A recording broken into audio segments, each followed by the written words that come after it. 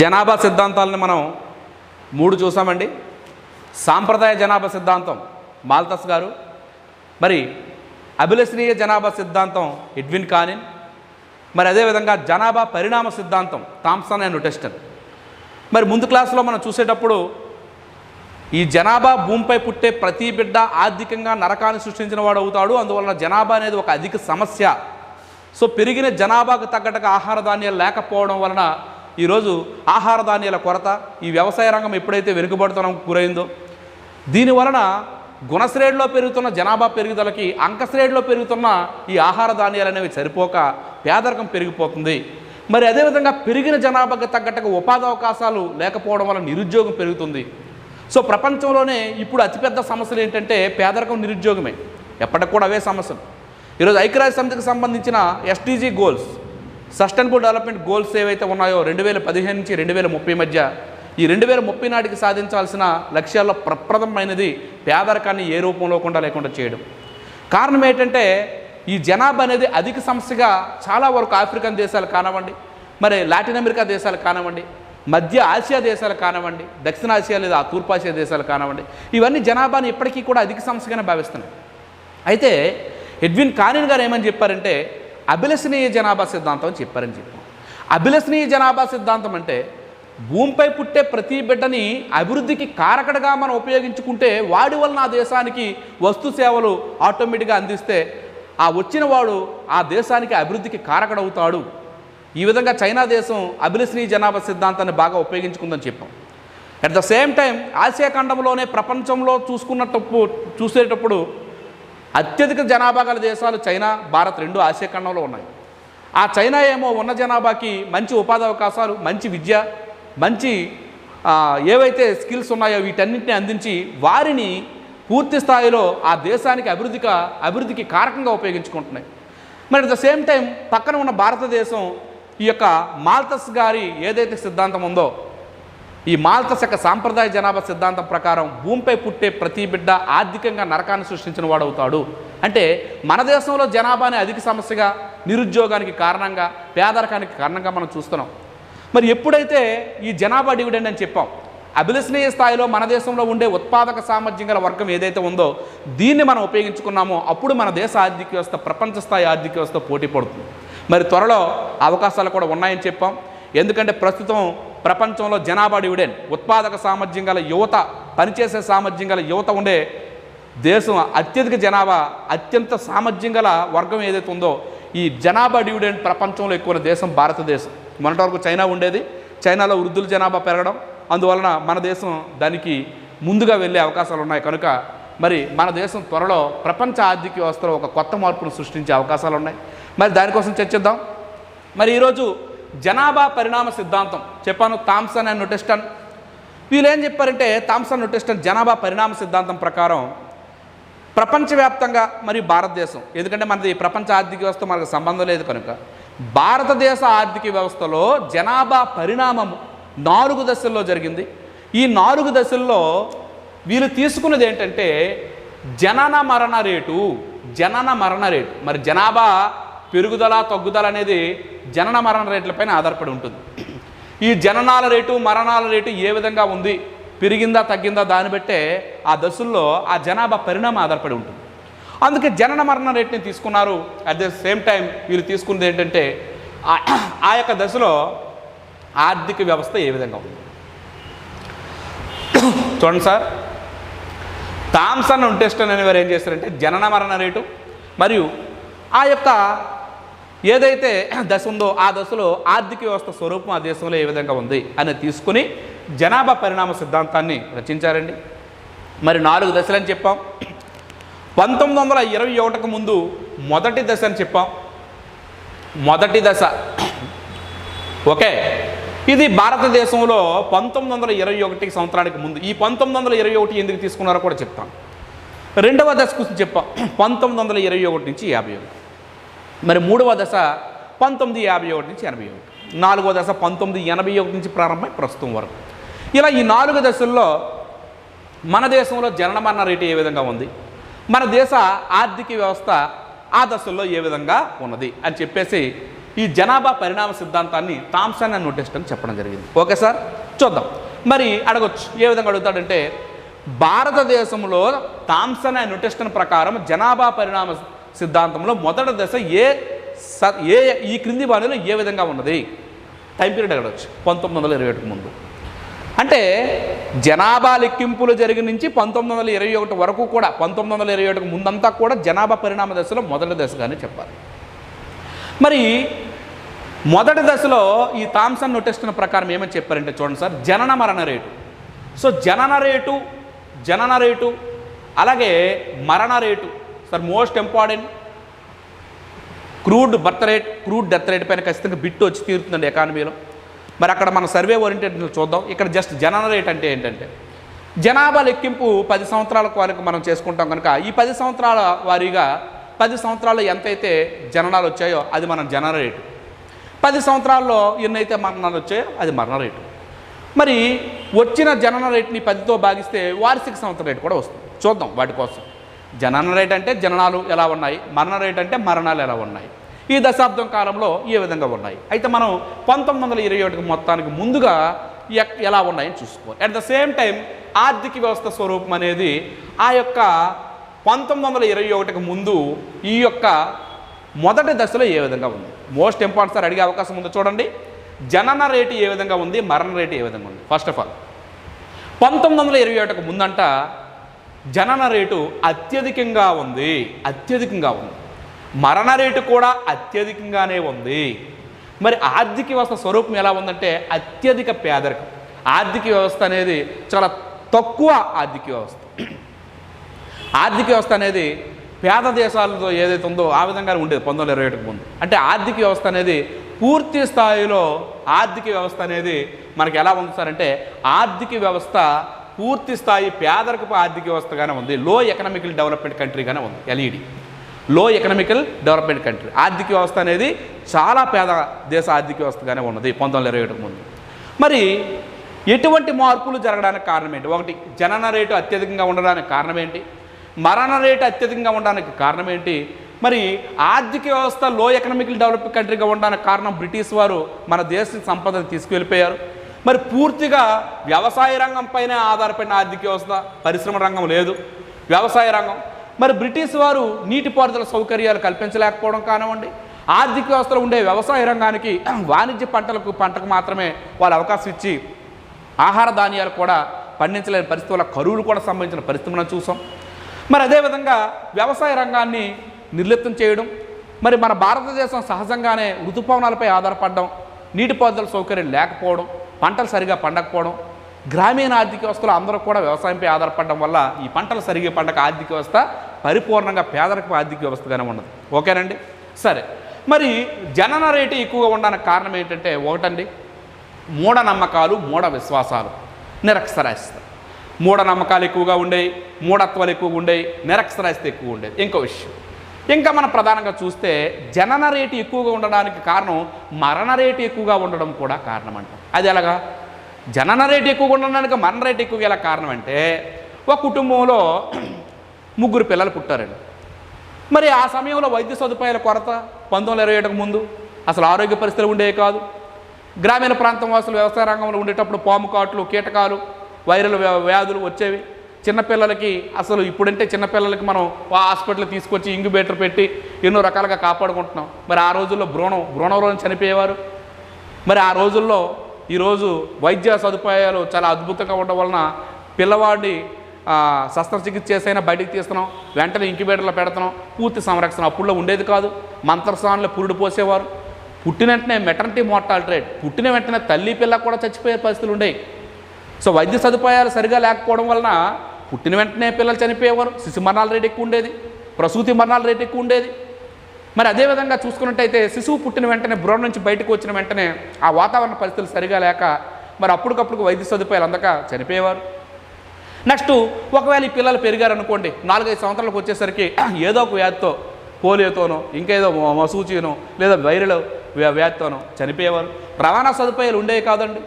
మరి ఏదో గ్రామీణ ప్రాంతంలో లేదా కొండ ప్రాంతంలో అతనికి జ్వరము ఏదో తీవ్రమైన జబ్బు చేస్తే సదూరమైన పట్టణాలకు తీసుకెళ్ళడానికి రవాణా సదుపాయాలు ఉండేవి కాదు. ఆ ఎడ్ల బండ్ల మీదో లేదా చేతితో తీసుకొని ఎడ్ల బండ్ల మీద తీసుకొస్తే దారిలో చనిపోయేవారు. మరి ఎప్పుడైతే మరణాలు రేటు ఉండేవో 10-15 మంది పిల్లల్ని కనేవారు. ఎందుకంటే మనం ఏ సినిమా అంటే లక్ష్మీ నరసింహ సినిమా చూసే ఉంటాం.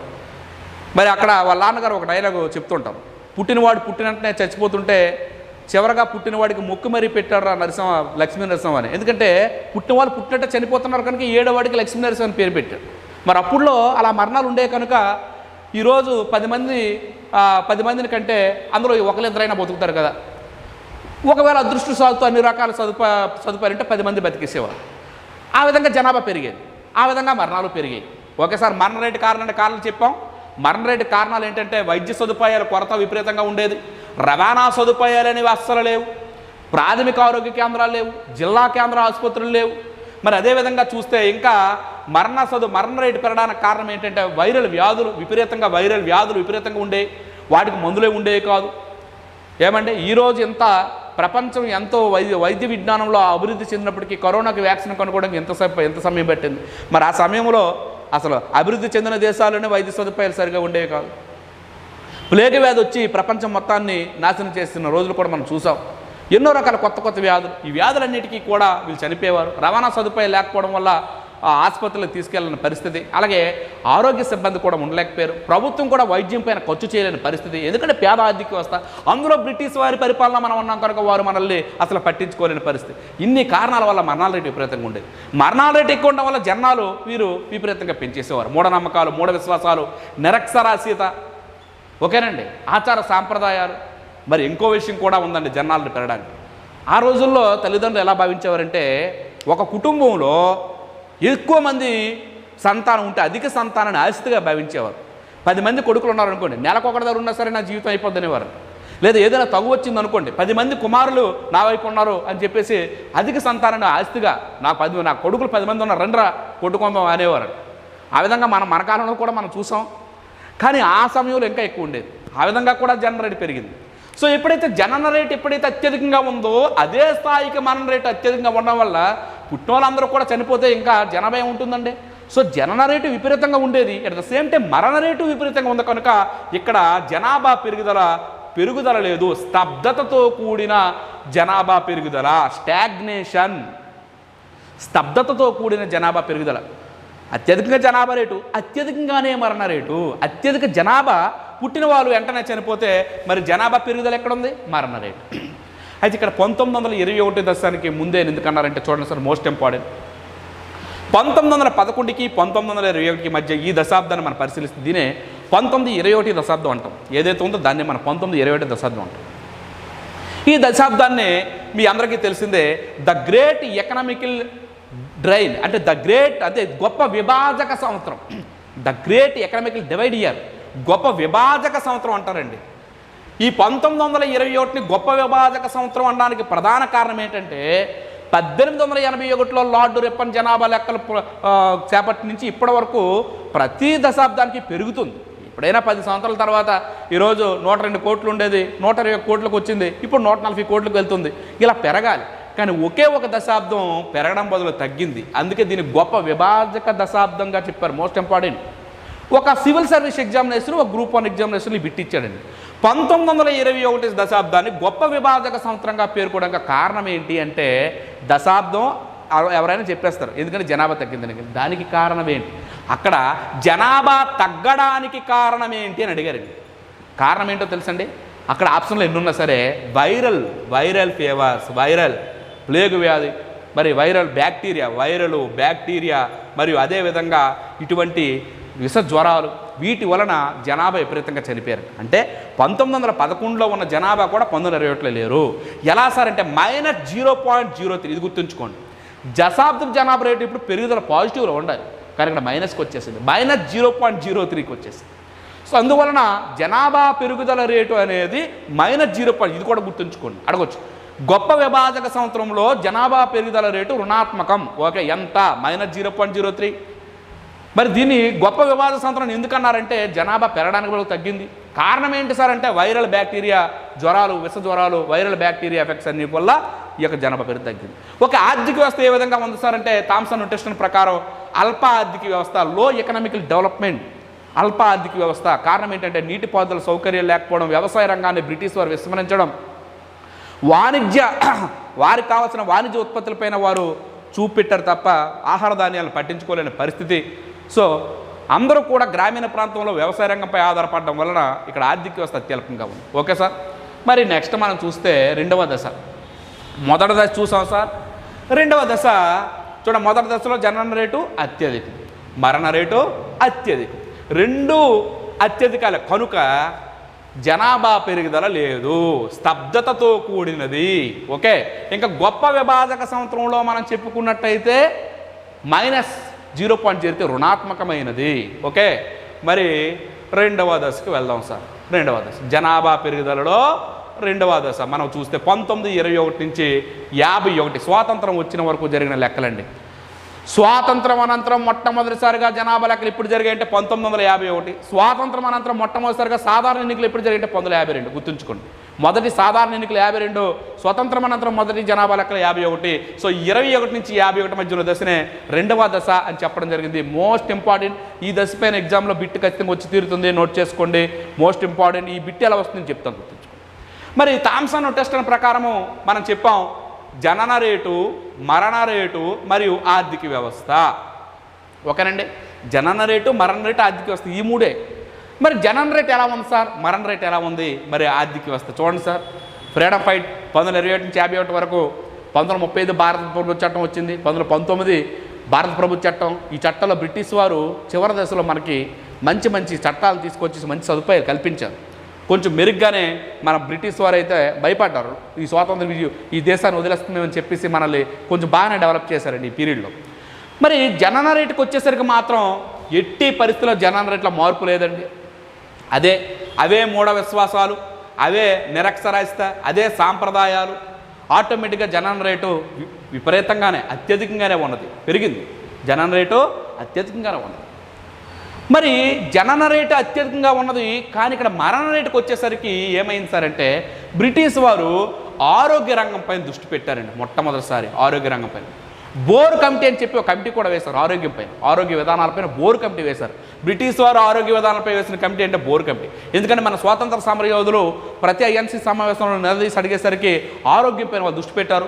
ప్రైమరీ హెల్త్ సెంటర్లు, కమ్యూనిటీ హెల్త్ సెంటర్లు, అన్ని రకాల వైద్య సదుపాయాలు ఏర్పాటు చేశారు. వీటి వల్ల మరణ రేటు తగ్గింది. చూడండి సార్, జనన రేటు మాత్రం అత్యధికంగానే ఉంది. ఎందుకంటే అదే పద్ధతి, అప్పటికి మనలో ఏం మార్పులు రాలేదు. ఓకే. ఎప్పుడైతే 1921వ దశాబ్దం వచ్చిందో గొప్ప సంవత్సరం, ఆ సంవత్సరంలో -0.03 వచ్చి అత్యంత మరణాలు సంభవించాయో ఇంకా జననాలు మరింత ఎక్కువైపోయాయి. అమ్మ అందరూ చనిపోతున్నారని ఇంకా ప్రసవాలు. మరి అప్పుడు ట్యూబెక్టమీ, వ్యాసెక్టమీ ఉండేవి కాదు, కుటుంబ నియంత్రణ కార్యక్రమాలు ఉండేవి కాదు. ఒక స్త్రీ తన జీవిత చక్రంలో ఎంతమంది పిల్లలు కానొచ్చో ఆ పిల్లలందరినీ కనుతూనే ఉండేది. ఓకేనండి. మరి మరణాల రేటు మాత్రం తగ్గిపోయింది, జనాల రేటు అత్యధికమైంది. ఒక్కసారి గుర్తుంచుకోండి, జనాల రేటు అత్యధికం, మరణాల రేటు తగ్గింది. సో ఇక్కడ జనాభా విపరీతమైన పెరుగుదల, జనాభా అత్యధికంగా పెరిగింది. అందుకే ఈ దశనే జనాభా విస్ఫోటనం అని చెప్పడం జరిగింది. Most important. థామ్సన్ టెస్ట్ యొక్క జనాభా పరిణామ దశలో ఏ దశని జనాభా విస్ఫోటన దశ అంటారు? రెండవ దశ. లేదా రెండవ దశలో జరిగిన మార్పు ఏమిటంటే జనాభా విస్ఫోటనం.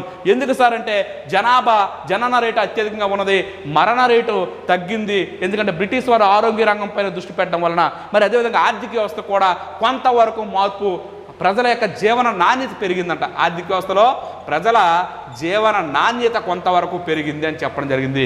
ఈ విధంగా రెండవ దశ జరిగింది. Okay sir.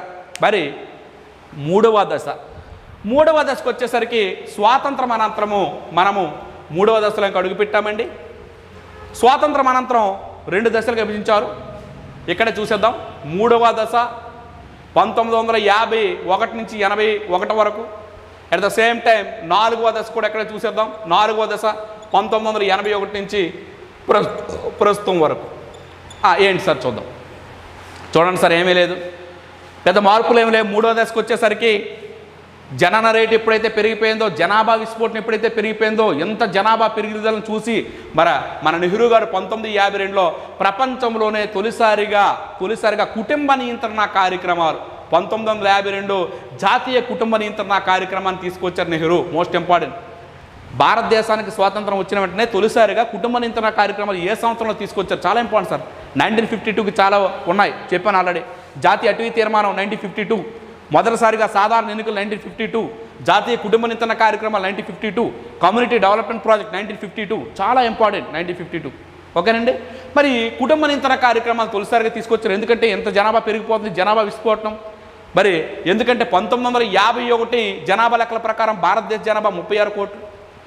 మరి ఈ జనాభా పెరిగిపోతుంది. మరి ఇదే దశలో ఇతను ముద్దుల కుమార్తె వచ్చిందండి ప్రధానమంత్రిగా, ఇందిరాగాంధీ ప్రియదర్శిని. ఆమె వచ్చిన తర్వాత 1971లో గర్భ నిరోధ చట్టము, గర్భస్థ నిరోధక చట్టం, మోస్ట్ ఇంపార్టెంట్ సార్, గర్భస్థ నిరోధక చట్టం అని తీసుకొచ్చింది. అలాగే 1967లో ముంబైలో ఈ యొక్క ఏవైతే గర్భస్థ నిరోధక మాత్రల ఫ్యాక్టరీని కూడా పెట్టిందండి ఆవిడ. 1971లో గర్భస్థ నిరోధక చట్టం తీసుకొచ్చింది. ఖచ్చితంగా గర్భనిరోధక మాత్రలు తయారు చేసి ఏవైతే ఇప్పుడు మనం చెప్తున్నామో లైంగికంగా పిల్లలు పుట్టకుండా చేసే కాండోమ్స్, ఇవన్నీ కూడా అటువంటి సదుపాయాలు కల్పించి మెయిన్ ఇవి టార్గెట్ ఏంటంటే 2 ట్యూబెక్టమీ, వ్యాసెక్టమీ. ట్యూబెక్టమీ, వ్యాసెక్టమీ ఈ 2 కూడా కుటుంబ నియంత్రణ సాధనాలు. ఖచ్చితంగా చెప్పింది. ఈ దేశ జనాభా విపరీతంగా పెరుగుతుంది, జనాభా విస్ఫోటనం, పెరిగిన జనాభాకు తగ్గట్టుగా దేశంలో వనరులు లేవు, పెరిగిన జనాభాకు తగ్గట్టుగా ఆహార ధాన్యాలు సరిపడటం లేదు, కనుక కుటుంబ నియంత్రణ కార్యక్రమాలు తప్పనిసరిగా పాటించాల్సిందని చెప్పేసి 1976లో ఈవిడ నిర్బంధ కుటుంబ నియంత్రణ కార్యక్రమం, నిర్బంధ కుటుంబ నియంత్రణ కార్యక్రమం. చూడండి, నెహ్రూ గారు జాతీయ కుటుంబ నియంత్రణ కార్యక్రమం తీసుకొచ్చారు, ఈవిడ నిర్బంధ కుటుంబ నియంత్రణ కార్యక్రమం. నిర్బంధ కుటుంబ నియంత్రణ కార్యక్రమం అంటే ఏంటో తెలుసండి? ఖచ్చితంగా ట్యూబెక్టమీ లేదా వ్యాసెక్టమీ, మగవారైనా చేసుకోండి, ఆడవారైనా చేసుకోండి, లేదంటే నేనే కోస్తాను, ఎందుకంటే పెరిగిన జనాభాకు తగ్గట్టుగా దేశం మిమ్మల్ని భరించలేదు అని చెప్పేసి ఈవిడ తీసుకొచ్చింది. నెక్స్ట్ అదేవిధంగా జాతీయ జనాభా విధానాన్ని కూడా 1976లో తీసుకొచ్చింది. జాతీయ జనాభా విధానం 1976లో తీసుకొచ్చింది. అయితే అప్పటికే ఈవిడ 1975లో ఎమర్జెన్సీ విధించింది. ఎమర్జెన్సీతో పెద్ద పెద్ద నాయకులే ఈ నల్ల చట్టాలను తప్పించుకోవడానికి అజ్ఞాతంలోకి వెళ్ళిపోయారు. దేశం భయభ్రాంతులు అయిపోయింది. అదే సమయంలో నిర్బంధ కుటుంబ నియంత్రణ కార్యక్రమంలో ప్రజలను భయపెట్టేశారు. ఇదేంటిది, మా పిల్లల్ని మేము పెంచుకుందామంటే మమ్మల్ని ఆపరేషన్ చేసుకోమని పిల్లలకి అన్నదంటుంది. మా పిల్లలు ఏమైనా ఈవిడ పోషించాలా, ఈవిడైనా భోజనం పెట్టాలా, ఈవిడైనా మా పిల్లలకి సేవలు చేయాలా అని చెప్పి దేశవ్యాప్తంగా వ్యతిరేకత వచ్చేసింది. అందుకే 1977లో జరిగిన ఎన్నికల్లో ఒక ప్రధానమంత్రి అభ్యర్థి నేరుగా ఒక వ్యక్తి చేతిలో ఓడిపోవడం అనేది దేశ చరిత్రలో లేదు. భారతదేశ చరిత్రలో తొలిసారిగా ఎన్నికల్లో ఓడిపోయిన ప్రధానమంత్రిగా ఇందిరాగాంధీ గారు అపప్రతిష్ట ఏర్పడడానికి కారణం ఈ యొక్క నిర్బంధ కుటుంబ నియంత్రణ కార్యక్రమాలని చెప్పాలి. అలాగే జాతీయ జనాభా విధానం 1976. Okay sir. మరి గర్భస్థ నిరోధ చట్టం 1971, అలాగే ఈ యొక్క అవేర్నెస్ అంతా కల్పించి ట్యూబెక్టమీ, వ్యాసెక్టమీ ఆపరేషన్స్ కూడా చేసుకోమని చెప్పింది. అట్ ద సేమ్ టైం చూడండి ఇక్కడ జరిగింది. మరి 3వ దశలో కూడా మనం పరిశీలించేటప్పుడు జనన రేటు, మరణ రేటు ఏ విధంగా ఉన్నాయి. సో ఎప్పుడైతే ఈ కుటుంబ నియంత్రణ కార్యక్రమం అన్నీ వచ్చాయో జనన రేటు తగ్గింది, జనన రేటు తగ్గింది, మరణ రేటు అత్యల్ప స్థాయికి చేరుకున్నది. మరణ రేటు అత్యల్ప స్థాయికి చేరింది. ఎందుకంటే స్వాతంత్రం వచ్చిన తర్వాత మన దేశ ఆరోగ్య విధానంలో ఎక్కువగా నిధులు బడ్జెట్లో కేటాయించడం, మరి ప్రాథమిక ఆరోగ్య కేంద్రాల నుంచి, కమ్యూనిటీ ఆరోగ్య కేంద్రాల నుంచి, జిల్లా ఆసుపత్రుల నుంచి అన్ని రకాల సదుపాయాలు ఏర్పాటు చేయడం వల్ల మరణ రేట్లు అత్యల్పమయ్యాయి. మరి జనన రేటు తగ్గింది, మరణ రేటు అత్యల్ప స్థాయికి చేరుకున్నది. మరి ఆర్థిక వ్యవస్థకు వచ్చేసరికి జరిగిన పరిణామం ఏంటి సార్ అంటే, ఆర్థిక వ్యవస్థకు వచ్చేసరికి ఇక్కడ చూడండి సార్, 3వ దశలో వ్యవసాయ రంగము నుంచి పారిశ్రామిక రంగానికి ఈ యొక్క ఆర్థిక వ్యవస్థ మోపుతుంది. ఏ రంగానికి సార్ అంటే పారిశ్రామిక రంగానికి. మరి 1951 నుంచి 81 మధ్య మన దేశంలో ఎన్నో రకాలైన పరిశ్రమలు, ప్రభుత్వ రంగంలో ఎన్నో రకాల పరిశ్రమలు వచ్చాయి. పారిశ్రామిక రంగంకి ఎక్కువగా కేటాయింపులు జరుగుతూ ఆర్థిక వ్యవస్థ పారిశ్రామిక రంగం వైపు వెళ్ళింది. అట్ ద సేమ్ టైం 4వ దశలోకి వచ్చేసరికి సేవా రంగానికి ఆర్థిక వ్యవస్థ మార్పు జరిగింది. ఇంకా విషయం, 3వ దశలోకి వచ్చేసరికి పల్లెటూరులో ఉన్న వాళ్ళందరూ కూడా పట్టణాల్లో నివాసాన్ని ఏర్పాటు చేసుకున్నారు. పట్టణాలకి వలసలు వెళ్ళడం అనేది కూడా ఈ యొక్క 3వ దశ జరిగింది. 4వ దశలోకి వచ్చేసరికి ఇక్కడికి వచ్చేసరికి చిన్న కుటుంబం, చింతలేని కుటుంబం, చిన్న కుటుంబం అనే భావన 4వ దశలోకి వచ్చేసింది, చిన్న కుటుంబం. మరి 4వ దశలోకి వచ్చేసరికి ఏం జరిగింది సార్ అంటే, జనన రేటు, మరణ రేటుకి జనన రేటు అత్యల్ప స్థాయికి వచ్చేసింది, మరణ రేటు కూడా అత్యల్ప స్థాయికి వచ్చేసింది. మొత్తంగా చూస్తే 4వ దశకు వచ్చేసరికి ఈ కార్యక్రమాల వలన 4వ దశలో జనన రేటు అత్యల్పమే, మరణ రేటు అత్యల్పమే. అంటే అత్యల్ప స్థాయికి జనన రేటుతో పాటు మరణ రేటు చేరుకున్నది. సో జనాభా స్టాగ్నేషన్కి వచ్చింది, అంటే అత్యంత పెరుగుదల లేకుండా ఉంది. మరి సేవారంగం, పారిశ్రామిక రంగం నుంచి ఆర్థిక వ్యవస్థ సేవారంగానికి వచ్చింది. చిన్న కుటుంబం అనే భావనలో 4వ దశలోనే వచ్చింది. ఓకే, మూడవ దశలోకి వచ్చేసరికి వ్యవసాయ రంగం నుంచి పారిశ్రామిక రంగానికి ఆర్థిక వ్యవస్థ వచ్చింది. మరి అదేవిధంగా పట్టణాలకి గ్రామీణ ప్రాంతాల నుంచి వలసలు వచ్చాయి. ఎందుకంటే పారిశ్రామిక రంగం అభివృద్ధి చెందింది కదా, అక్కడ పరిశ్రమల్లో కూలీలు లేదా పరిశ్రమ రంగంలో ఉద్యోగాల్లో ఆ కంపెనీల్లో లేదా ఏవైతే ప్రభుత్వ పరిశ్రమ స్థాపించిందో ఆ ఉపాధి అవకాశాలు చూసుకుంటూ చుట్టుపక్కల ఉండే పట్టణాలు ఏవైతే ఉన్నాయో వాటికి గ్రామీణ ప్రాంతాల నుంచి వలసలు వెళ్ళారు. ఎప్పుడైతే వలసలు వెళ్ళారో పట్టణాల్లో వైద్య సదుపాయాలు ఎక్కువ ఉండడం మరణాల రేటు మరింత తగ్గిపోయింది. అందుకే మరణాల రేటు అత్యల్పానికి చేరుకుంది. జనాల రేటు కొంచెం తగ్గింది. ఎందుకు జనాల రేటు తగ్గిందంటే ట్యూబెక్టమీ, వ్యాసెక్టమీ, కుటుంబ నియంత్రణ కార్యక్రమాలు ఇవన్నీ వల్ల జనాల రేటు తగ్గింది. మరి 1981 నుంచి ప్రస్తుతానికి జనాల రేటు అత్యల్ప స్థాయికి చేరుకుంది. మరణాల రేటు ఆల్రెడీ 3వ దశలోనే అత్యల్ప స్థాయికి చేరుకుంది. ఈ దశలనే జనాభా పరిణామ దశలు అని చెప్పి థామ్సన్ నోటెస్ట్ అని చెప్పడం జరిగిందండి. మరి ఇక్కడ మనం ఒక డయాగ్రామ్లో మనం చూసుకున్నట్టయితే చూడండి, ఏమీ లేదు. థామ్సన్ నోటెస్ట్ ప్రకారము ఏం లేదు సార్, ఏ దశలో ఏం జరిగింది, ఒక సింపుల్ 1వ దశ, 2వ దశ, 3వ దశ, 4వ దశ. ఓకేనండి. జనన రేటు, మరణ రేటు. 1వ దశలో జనన రేటు అత్యధికము, మరణ రేటు అత్యధికము. 2వ దశలోకి వచ్చేసరికి జనన రేటు అత్యధికంగానే ఉంది, అందుకే జనాభా విస్ఫోటనం. మరణ రేటు అల్పం, తగ్గింది, అత్యధికం. 3వ దశలోకి వచ్చేసరికి జనన రేటు అల్పం, మరణ రేటు అత్యల్పంకి వచ్చింది. 4వ దశలోకి వచ్చేసరికి జనన రేటు కూడా అత్యల్పంకి వచ్చింది, మరణ రేటు కూడా అత్యల్పంకి వచ్చింది. ఓకే సార్, చూడండి. 1వ దశలో అత్యధికము అత్యధికము అల్పస్థాయికి చేరుకున్నది, అల్పము అత్యల్పము, అత్యల్పము అత్యల్పం. ఈ డయాగ్రామ్ చూసుకోండి చాలు, ఇంకేం లేదు. మరి ఆర్థిక వ్యవస్థ అంటే అక్కడ వ్యవసాయ రంగం పూర్తి స్థాయిలో, ఇక్కడికి వచ్చేసరికి పారిశ్రామిక రంగం వైపు అడుగులు వేసింది. ఇంకా వ్యవసాయ రంగంలో అభివృద్ధి వచ్చింది అంతే. ఓకే, వ్యవసాయ రంగం అత్యల్పం, ఇక్కడ వ్యవసాయ రంగంలో పెరుగుదల వచ్చింది, జీవన స్థాయిలు పెరిగాయి. ఇక్కడ పారిశ్రామిక రంగము, ఇక్కడ సేవా రంగం. దీన్నే థామ్సన్ నోటెస్ట్ యొక్క జనాభా పరిణామ దశలుగా మనం చెప్పుకున్నాం. ఓకే అండి.